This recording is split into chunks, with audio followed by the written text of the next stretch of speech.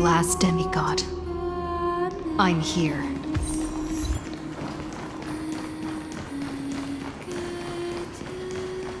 Go forth. For the hopes of humankind. Go forth for the duty of deliverance. Go forth. For the belief in flame chase.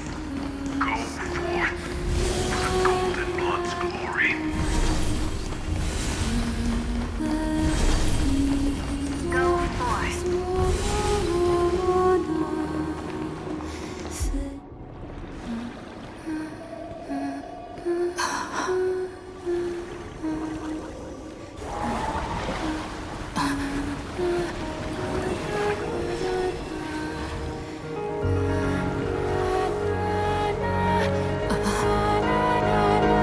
Seems like my feast is over.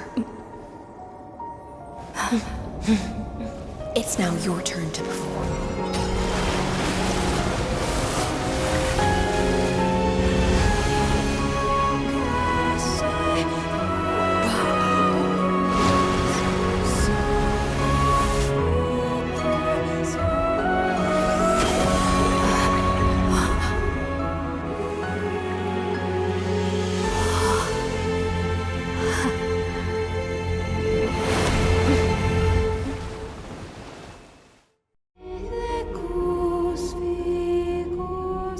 Little Grey Fry, please accept my thanks. I was the only one left after the world was destroyed, and I maintain this lonesome feast with my songs. I have prayed to that lightless sea for centuries, hoping it would reply to me. Yet the emptiness never answered. Thankfully, you arrived as promised, and everyone's wait was not in vain.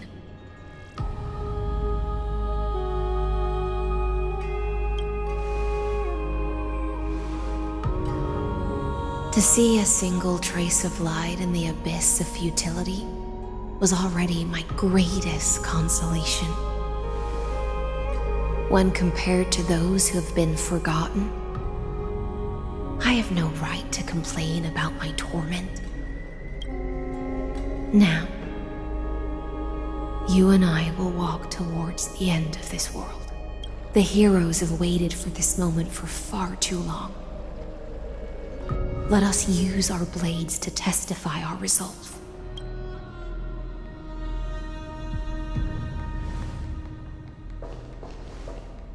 Oh, prisoner of the seas.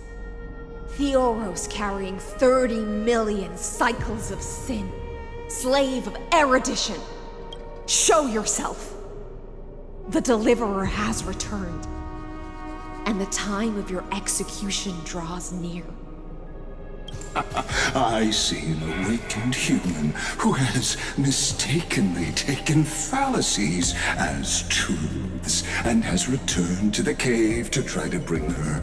Alas, prisoners will always be prisoners, blind to the very chains that bind them. As the only other existence with free will in this world, I express regret toward your choice. But I shall retain your right to express yourself. After all, every act...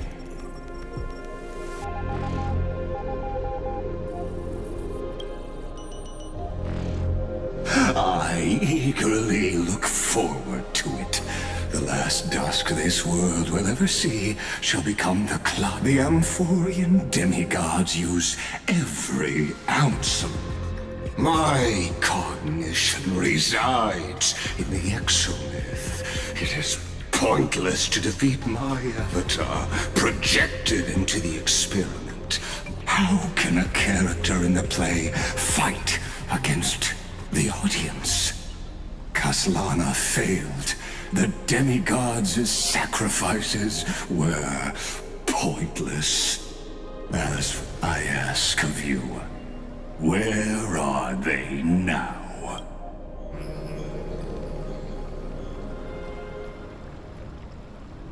confusion and epiphany always go hand in hand.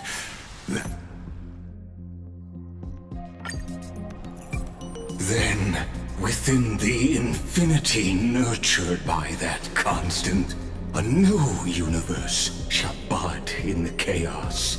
A universe that cannot be predicted and not shackled by the erudition. As the first prisoner to awaken in the cave, I must lead the others who are blind back onto the right path and reach true sunlight. Do you understand me now? As Kozlana stated, destruction is not the process. It is revolution through complete annihilation. And the grand rebirth after...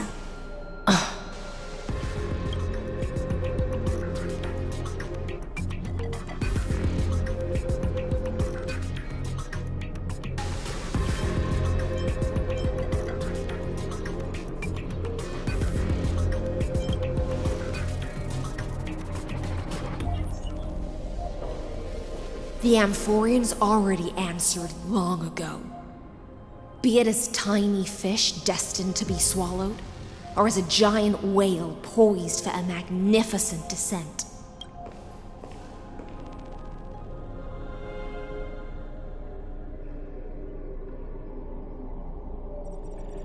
We will all fight against fate till our last breath. That includes me, Electra. Once the Imperator's subject, now the Deliverer's blade.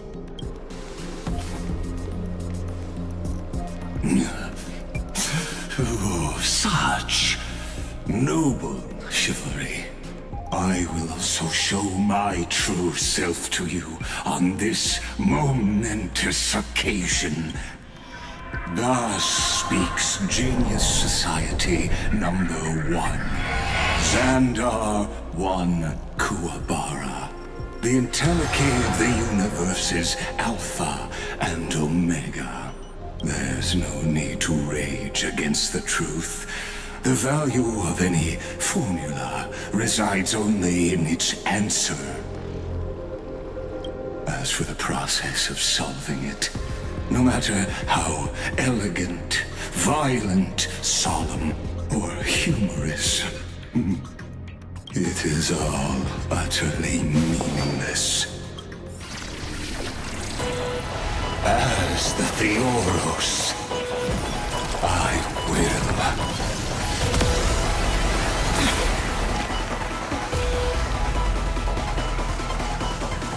personally participate in performing this world's end.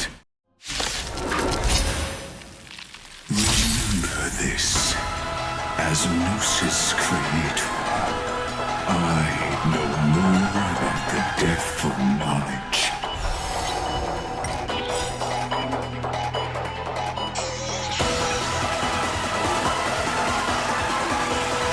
Trust me. We can do anything! Careful. This is Lycus's true form. Tomorrow rises. This has been... Transmute. I must lose. Harmony and unity. Heard the Trinity is before me. No other future will come. Logic is not a weapon. Hell shackles. Allow me to shatter them for you. Tear the sky! Destruction needs no introduction. Let us skip those boring inferences. Is this the Black Tide?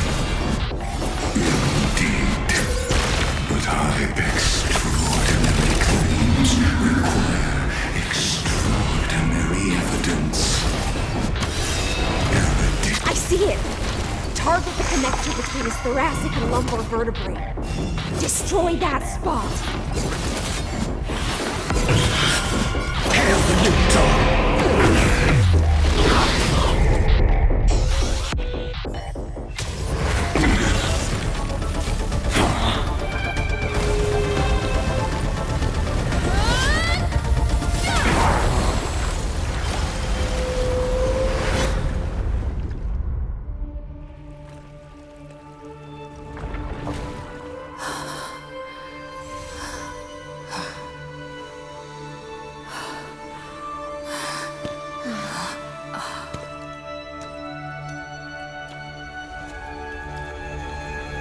All is futile.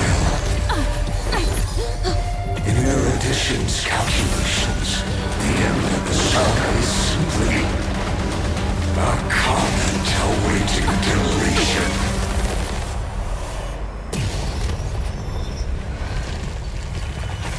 I don't like such a cold statement, okay?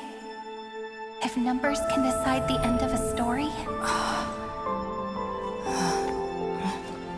then we can surely also pen a new beginning.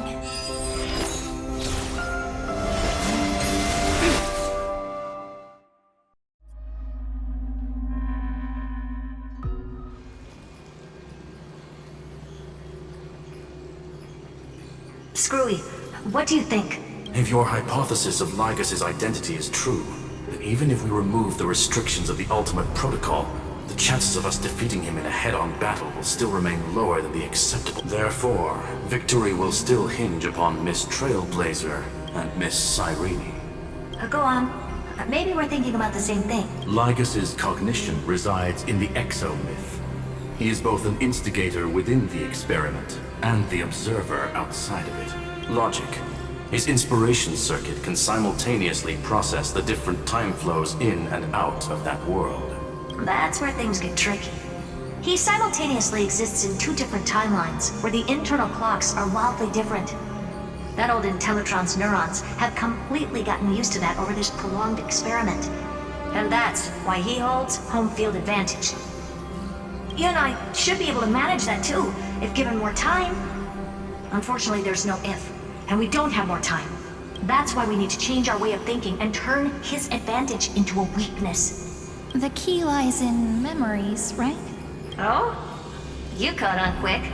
You've already mentioned my friend and I, so it's an easy connection to make, no? My intuition has always been very on point. Good. Then I'll cut to the chase. Since his thinking speed far exceeds that of normal people within Amphorius, we are going to externally plant a memory into his inspiration circuit. Then, command it to loop endlessly until he gives in. Even the most flexible and sturdy inspiration circuit cannot withstand the traffic of a full-on information flood.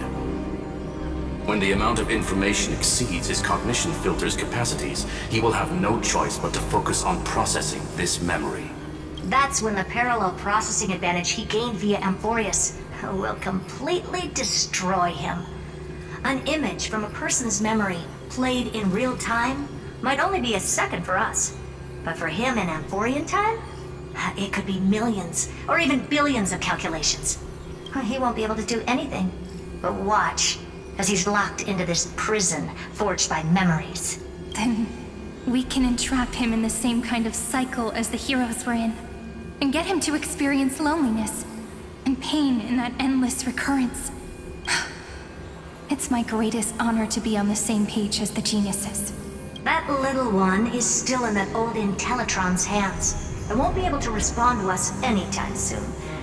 But I don't think she'd refuse. So it's up to you to figure out how to execute this plan. I'm not sure how this happened, but I knew it as soon as I saw you.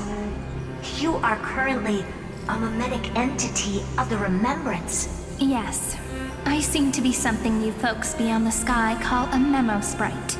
But that's fine by me. It suits me perfectly. I can serve as the vessel of memories. But before that, the path characteristic you exhibit is very special. There's no way you're just a simple memo sprite. However, I'm sure about one thing. You are a mimetic entity born in Amphorius. Yet you only awakened with the little one's arrival and only matured as she embarked on the path of remembrance. That means your existence is completely attached to her memories. If there ever comes a day when she forgets about you for even a few seconds, or loses her last connection with Amphori, then you must be prepared for the worst. You will disappear in the memory zone, utterly gone, without even a single line of data to remember you by. But that's already happened, hasn't it? No wonder I've always had a weird hunch. But that also means I was right in thinking. As long as my friend and I are together, we can do anything.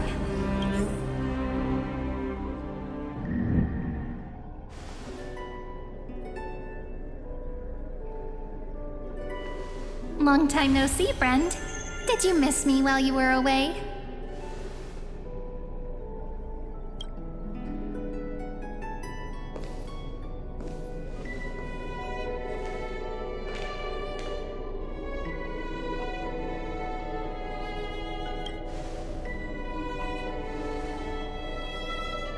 Yep, 1,000 years was such a long time.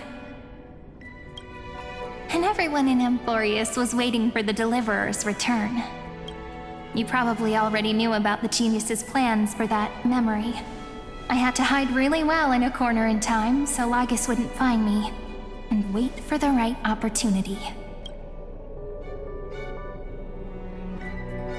Which is now. The moment when his manifestation in this world is destroyed, and his twin timelines are intersecting. I'm sorry for keeping this a secret from you all this time. I'll tell you the entire, unedited story of this millennium as an apology after this is all over. But for now, let's join hands and complete the final step with the power of the remembrance.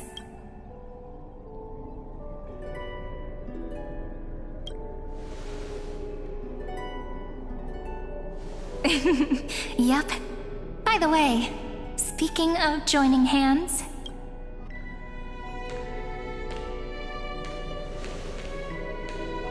can I please do something before we go on stage?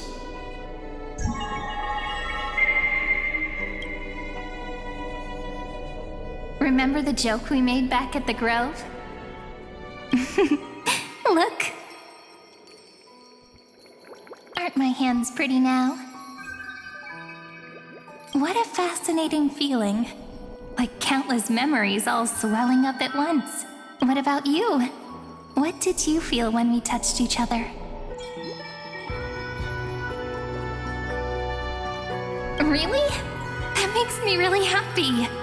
If memories can move people, then it must have been a happy memory, right? Now, please remember what you're feeling right now. Write it down in your heart and keep it there. Memories you want to treasure will never fade away, even if immersed in the long river of time. These memories will still leave traces of their existence. So, if the view in your memory ever grows fuzzy, just reach out and touch it. It's like reading bedtime stories together at night. It wipes away the chill of passing time, sharpens the outline of memory, and restores its power to nourish the spirit. Now, I'll carry this power with me, and for a little while, I must part from you, as I step into the long cycles of this world.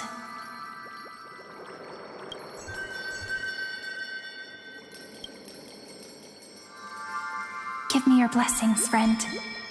Then, let that bright future be, as we have written. Then, I'll leave it to you.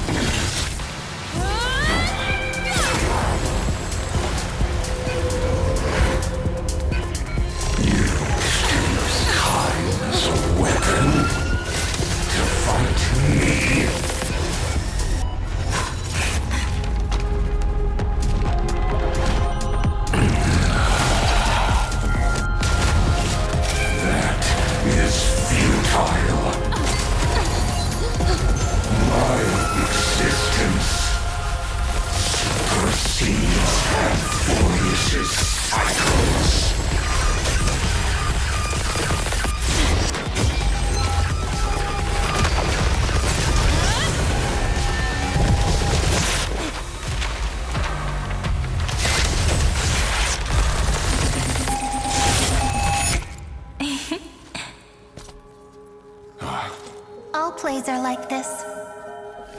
Once you're on the stage, it's hard to return to the audience. Welcome to our story. How does it feel?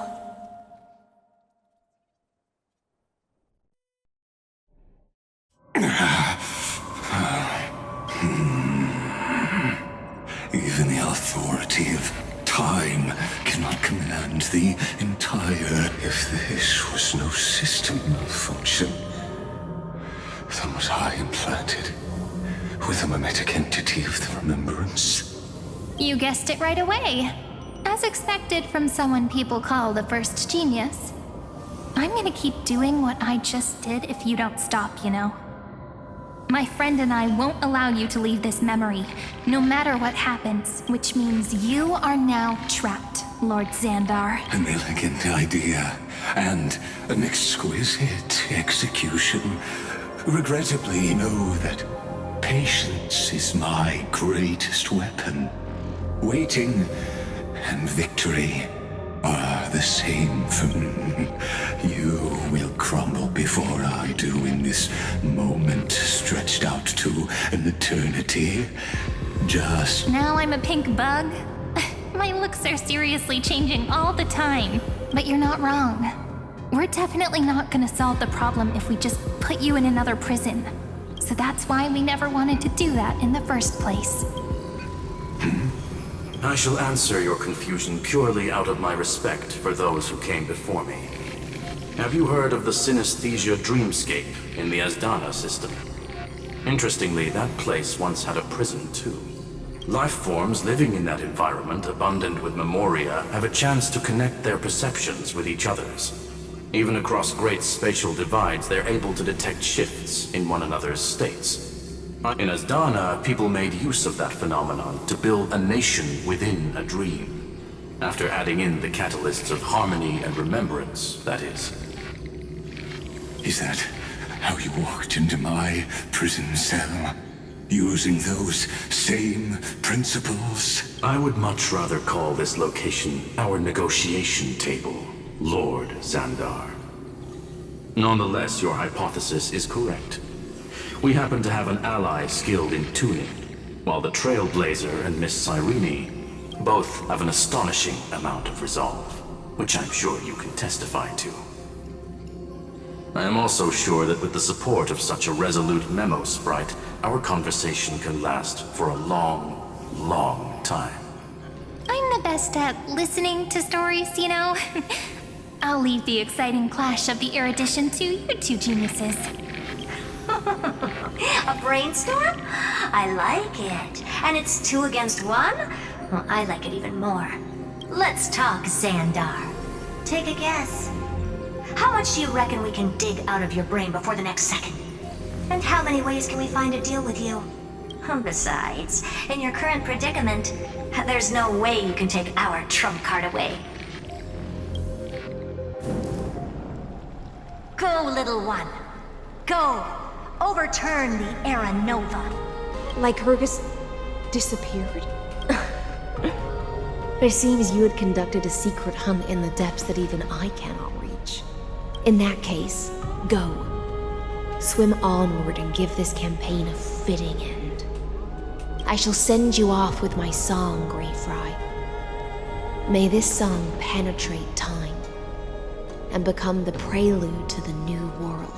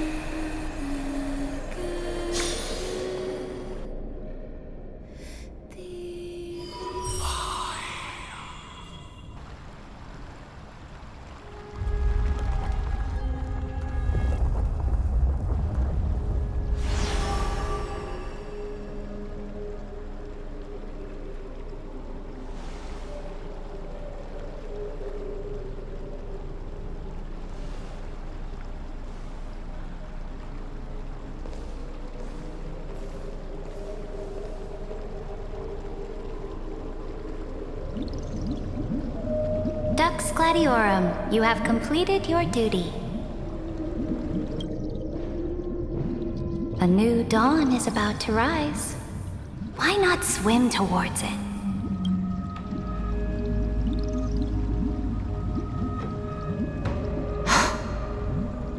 You died long ago, Imperator.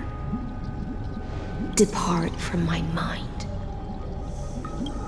But your duty towards the Imperator did not die with me. That duty will bind you no more. You will be able to hold for yourself one grandiose feast after another in the endless days to come. So go. Go and swim towards that ocean beyond the sky with the Deliverer. Is this? A page out of that sidekick's book. I commanded her to gift this page to you when everything finally reaches the end. What's on this page? Memories. Lifelike memories. That sidekick found me after the bloody feast 1,000 years ago and showed me her diary. I saw within that notebook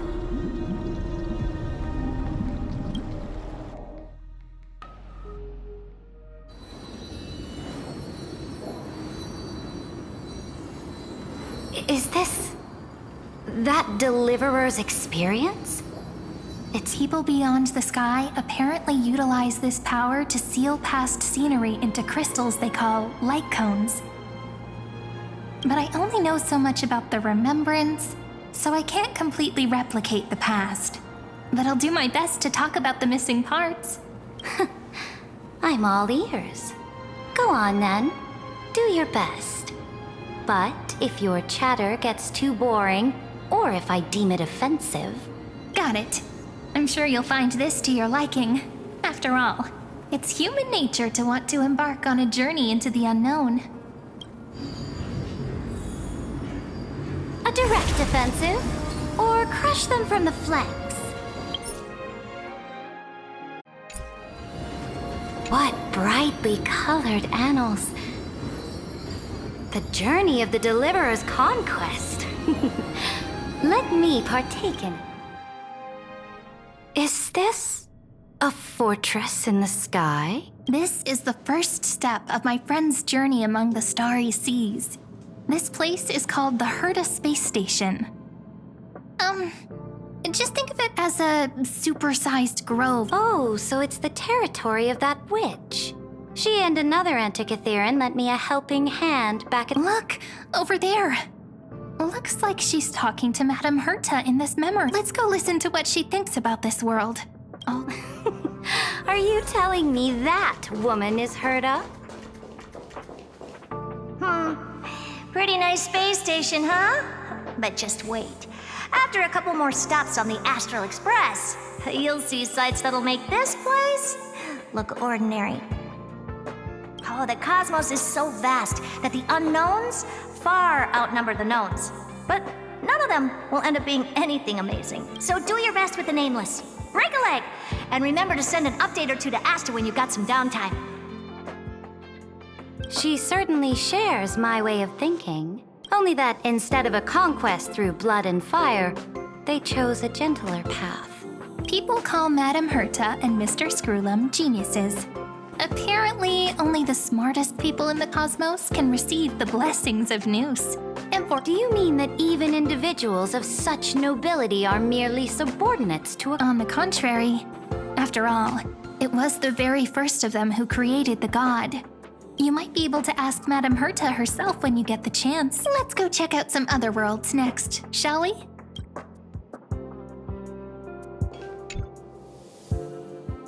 This next stop has a lot of similarities to M4. A snow-covered land? Interesting. This star is named Eurillo 6. That name sounds so cold. Belobog sounds better. The girl we see here holds a similar station to you, Imperator. She's the supreme guardian of this world. A leader who took up the mantle of government. I did not expect the Empress of this world to be so young. Well, your appearance isn't much older. The object in the distance resembles Nikador. Is it a weapon? It's all thanks to you that we survived the crisis. The collaboration with the IPC is both an opportunity and a challenge.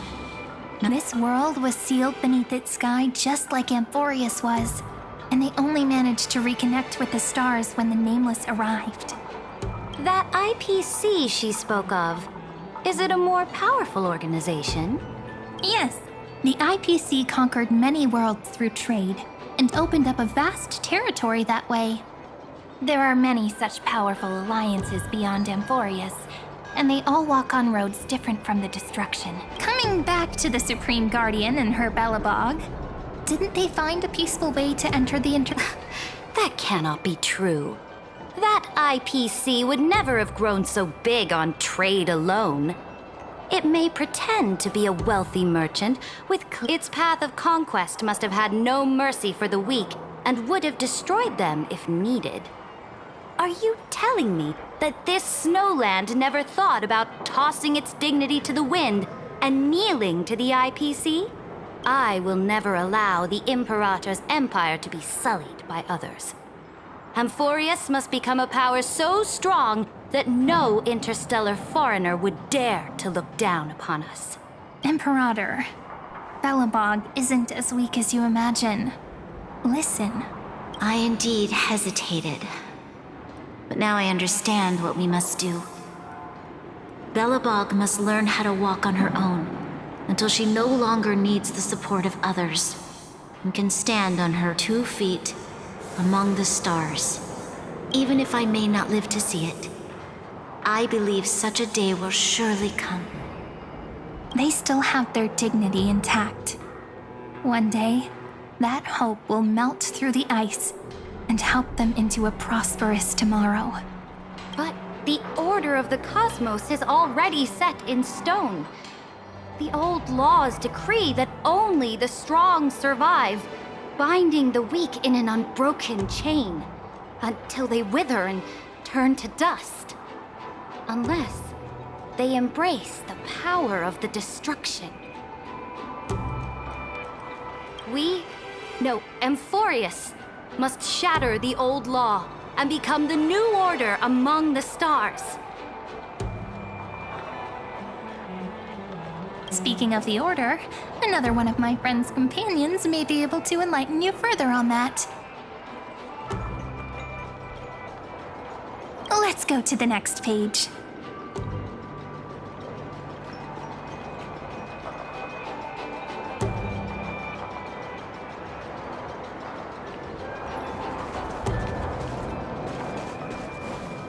This next world is a nation of dreams.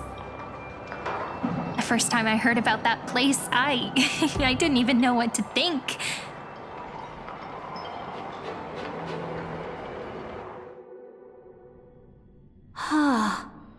Such opulence does indeed evoke astonishment. This world is called Penacony, an eternal city built upon a land of dreams. It's also my friend's previous stop, where they went through a risky but exciting adventure.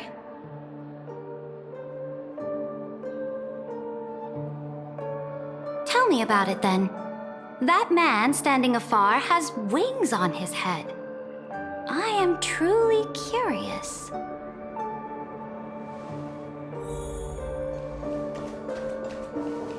I wish to gaze upon the views of the Reverie Hotel one more time. I'll be just a traveler when I come back here again. And perhaps, through a traveler's eyes, even the things I once knew so well will feel strangely different. Penacony is a land of the harmony, where all dreams and hopes merge and combine. It believes in unrestrained freedom, and that's how it lost itself in shallow delights. Then, this young man before you chose to rewrite its laws, using the power of the Order, hoping to shape a dream-bound paradise of perfect happiness. Yet, the paradise of my dreams remains far away. Perhaps Perhaps a brief journey with the Nameless can show me more possibilities in my search for paradise. As for what Penacony should look like, it'll be up to her. No, up to their trailblazing now. Oh, it sounds like this ideal kingdom is no more. That's right. The people chose to wake up at the end. You can't see tomorrow when drowning in sweet dreams. This individual's law acknowledged only gods and constructs, leaving no space for humanity. And yet, the fact that he could accept defeat and resume his journey shows a rare self-awareness and clarity of mind. You are also very self-aware, Imperator. Then you must know that the world promised by the destruction also has no place for humanity. I am indeed very aware of Lycurgus's honeyed words of deceit. I have seen enough. Take me back. Then let's wrap up this trip down memory lane with one.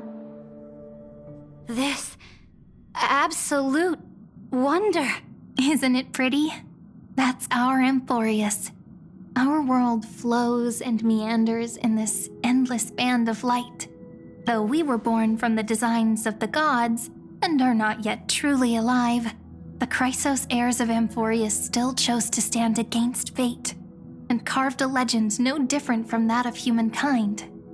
Will you really renounce the heroes in this world's previous 30 million cycles, Imperator? Including even yourself. Will you bow to brutal destiny and allow that puppet master named the destruction to have their wish? I know what you want to do, sidekick. You want to use that deliverer's memories to influence me and tilt the scales of law toward her and the two geniuses. You really saw right through me, Imperator. How can one rule an empire if one is incapable of understanding people's minds? I have decided on Law's final destination. However, before I move my next chess piece, before we go on, tell me this, sidekick. Throughout her trailblaze, was there ever a memory of the ocean? The ocean. My cradle. My home. You shall complete your conquest in the ocean at the boundaries of this world. You shall eternally slumber in the sound of tides, and complete your conquest in the ocean at the boundaries of this world. Our prophecies aligned as flawlessly as a sea snake circling upon itself, like the circulating ocean current, like our two fates.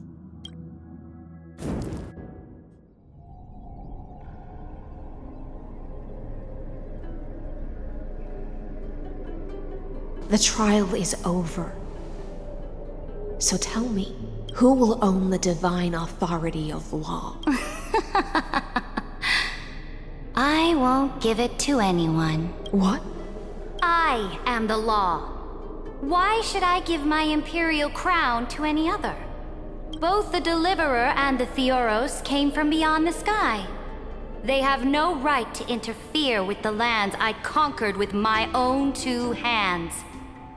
The law of Amphorius shall be determined by Amphorius's master. What exactly did you see in the trial? Everything. I saw everything regarding the rules of this world's operation. I saw the laws of extrapolation that Theoros spoke of. I saw the ultimate protocol. As long as I offer a sacrifice of equal weight, I can rewrite the laws of this world according to my will. I can turn good into evil, ugliness into beauty, and weakness. Fate gave me a very fair deal. One rule change for the life of one demigod. What are you planning to do? You can't guess? We can conquer the stars without relying on any power from beyond the sky. We just need to make some reasonable sacrifices. Your ambitions have already made so many people give up their lives for the law. And you're still not done? I am determined for Amphorius to stand on her own 2 feet among the stars. You are beyond reason. You think such a simple and hypocritical statement can justify your atrocities. There's no new without destroying the old. That's what you consider an atrocity? Ironic, for that is also the unchanging law of Amphorius's revolutions. Ever since the Flame Chase prophecy resounded in the distance, fate has decreed for the Chrysos heirs to ignite our blood and illuminate this dark age. People would still be puppets of the old dynasty if it weren't for my conquests. But your world doesn't seem to be any different from your predecessors. Bloodshed, tyranny, oppression. You're making the same mistakes they did. Go and see everything for yourself. Go to any library I've built. Go listen to the rumors on every street corner. Go and witness how the Imperator crushed the old laws and forged new ones. Go and see what my conquests brought to this world. I cleansed the Chrysos War's filth and mended all the conflicts left by the Era Bellica. I restored Akima's might and allowed mortals and Chrysos heirs to face each other as equals in the Council. I punished all sins and rewarded all achievements. I smashed Talantin's shackles, united humankind to save themselves, and started the Flame Chase era. That's what the Imperator has done in her glorious life. So now, hearken to my final words. History will eventually forget Cerydra. But it will never forget the Imperator's people or the Flame Chase era she began. Final words? Amphorius is about to be destroyed. There's no time left for pointless debates. There is only one law I want to overturn to aid the final battle of deliverance. So I will only offer the life of one demigod. In the name of the Imperator, I command you one last time, Electra. Either sacrifice yourself for conquest, or Thus, the Imperator concluded her final speech at the end of her life, at the last moment before she stepped onto the altar. My blood flows in you now, heroic compatriots. The Imperator fell. Some say that the Dux Gladiorum turned traitor and killed her liege. Some say that she imprisoned the tyrant in a shallow pond of water. There are countless stories about her death. All we can be sure of is when the night left the vortex, the beginning and the end of her existence. Imperator, wait! How could someone of your status come to the front lines? Let me be the flag bearer! The troops defending the pass to the west of the grove. Have they surrendered? They ran as quickly as they could when they heard your name. The Golden Cocoon Pass is now in the First Legion's hands. Good. What about the Delosian militia? The Third Legion set fire to the mountains and flattened everything west of the basin. They just need a few more days. That is enough. We cannot afford to miss an opportunity for victory. Lastly, how many Ladonian cannons are left? They are no more. The Second and Fourth Legions have destroyed them all. Very good. They now have no way out, no reinforcements, and no artillery support. We will be able to liberate the Grove of Epiphany in the blink of an eye. We will launch the final charge 1 quint after the curtain fall hour tomorrow. Remember, as long as the Alliance's flag still flies on my shoulders, you must keep moving. Take no prisoners among the enemy's soldiers. All sages who resist are to be captured and tried according to martial law. And do not destroy any books. Now go! Notify the entire army. Understood. Those who are resolved to die, we salute you. Reporting in. The mountain dwellers are resisting fiercely, and the legendary Mountain Breaker has personally engaged in battle. Their formations are nigh impenetrable. Then cease our frontal assault. Send scouts to all legions and tell them to retreat into the Tretos Plains before the parting hour. Are you planning to surrender? It's a strategic change of plans. The seismic walking dragon is enough for that battlefield. Walking dragon? You mean that stupid beast, Terravox? What can they even do? Stupid? No. They are the wisest of all of Giorio's creations. Only they can perceive the currents of time. Let them deal with their earthly brethren. We will advance and take the lead in defeating what remains of our enemy. I will deliver the most fiery retribution for the humiliation they dealt us, and crown myself with a god-slaying wreath. Understood. I'll see to it. Those who are resolved to die, we salute you. The Temple of the Three Fates sent a letter, Imperator. They refused to surrender, and said this letter is their last warning. Tell the commanding officers not to launch any attacks unless they receive the Imperator's handwritten approval. Disobedience will be punished by death. What are you doing? The priests of the Three Fates aren't soldiers, but politicians. Do not mistakenly believe they don't have a plan. These dying pests will wring out every idea from their brains, all for short-sighted gain. I am inferior to them in that regard. They also have the prophecy to wield as a weapon, something I am not blessed with. Which means I will be heading to the battlefield myself, just as I have always done. This time, however, I will go alone. I will... Understood. The Legion... Why are we not allowed to march out with the army, Imperator?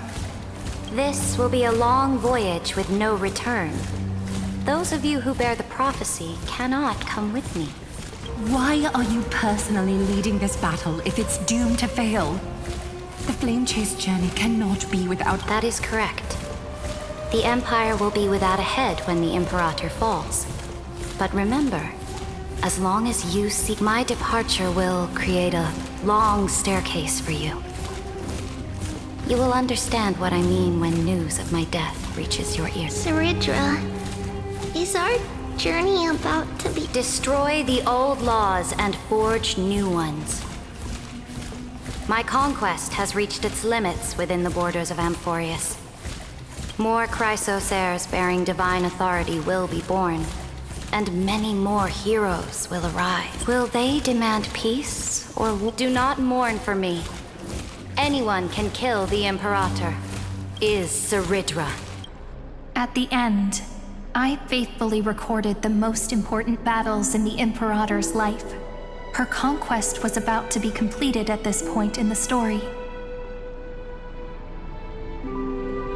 However, for some reason, a memory suddenly entered my mind just as I was about to put down my pen. It was a journey on a fantastical train. I had the honor of having a heart-to-heart conversation with the Imperator under the stars, and I asked her this question at the end of that discussion. How do you want history to remember you? As a hero who gave up her life for the Flame Chase? Or as a tyrant? She answered so quickly, as if she had made up her mind long ago. I would rather be forgotten.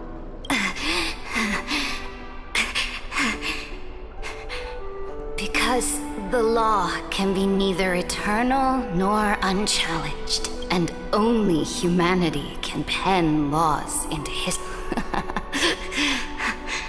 Now, the game is nearing its end, Dux Gladiorum. Even though you killed the Imperator in the previous 30 million cycles,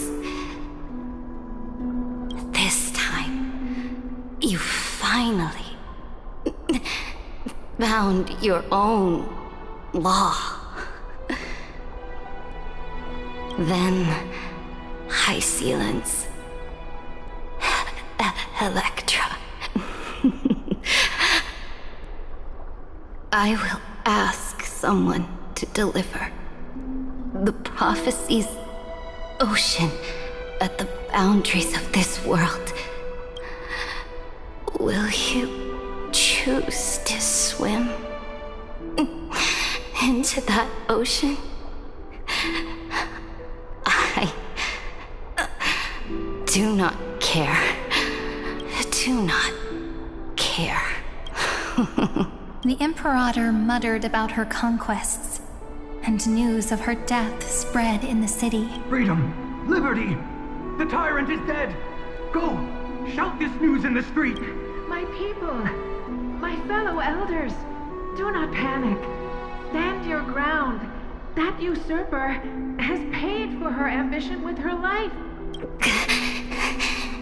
People once cheered for my ascension. I see. I will return in the next cycle. The stars will hear Amphorius' Cerydra. To this day, we do not know which rule the Imperator overwrote at the cost of her life. Perhaps the truth we only know her death inflamed Akama. On one side of the city, those who defended liberty toppled her statues to the ground. On the other, it is said that golden blood congealed into the same letters everywhere they fought. It was the name borne by Akama. But the one who bore that name did not see any of this. Her gaze was cast far away. And what was the Imperator thinking about in that prophesized ocean at the boundaries of this world? In that shallow puddle of stagnant water? Was she reminiscing about her past conquests? It was neither. The Imperator only saw how the surface of the water gleamed like that crude chessboard. Look at this chessboard. What do the pieces look like? They are strangely beautiful. They look like the stars.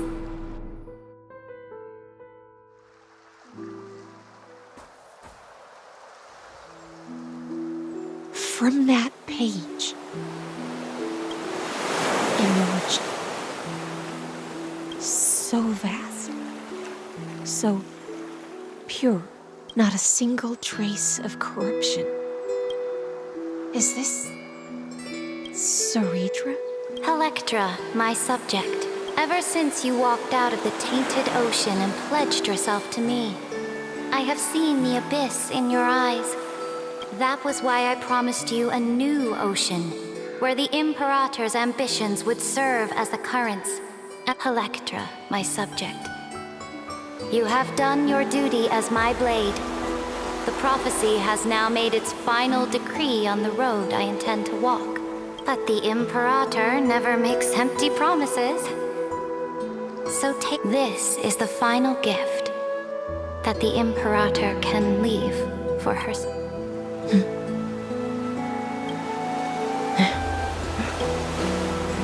When I was still a fish in the ocean, I always felt so genuine swimming through the water. But once I stepped onto land, I found myself caught in a play. Every land dweller wore a mask in their life. Do you still not get it? I do not long for the oceanic depths of my homeland. Perhaps even I don't know what I want. But I know one thing right now. A fish is simply a fish. But whether under the ocean or on land, we too can still look outside the cave and see the stars. I have to admit, the 12-factor simulation of life in this experiment has far exceeded my expectations. Make your choice then, Senior Society member. Do you want to keep walking down the wrong path and be remembered for your incorrect conclusions? Or do you want to return to the audience's seat and give yourself, Amphorius, and the entire cosmos a more fitting end? I must refuse. A dead man never fears death. Did I not make myself clear? Have you forgotten about our dear Lord of Silence? You wouldn't want her to consider your 8 other clones as cancers within the erudition and chop them all up, would you? Your logical deductions are vastly different from... Listen, my peers. Why don't you look beyond this world? Amphorius is not a place where 3 paths entangle, but where 3 paths... You used Memoria to resist me, but did you not cut the remembrance? And their children might have taken this opportunity.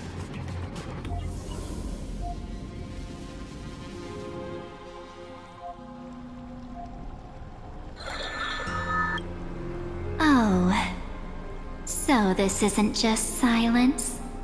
It's the answer. What was the last thing she said to you before you parted the waters at the Scale Gorge waterscape? A tricky question, but one with a simple answer. She didn't say anything back then, right? That's correct. And now I'm sure. You are not March 7th. There's no way she would remember that detail. I'll only warn you once. Leave her body. Now. How impulsive. That's not like you at all. Why don't you calm down and think about another possibility? I didn't take over March 7th's body.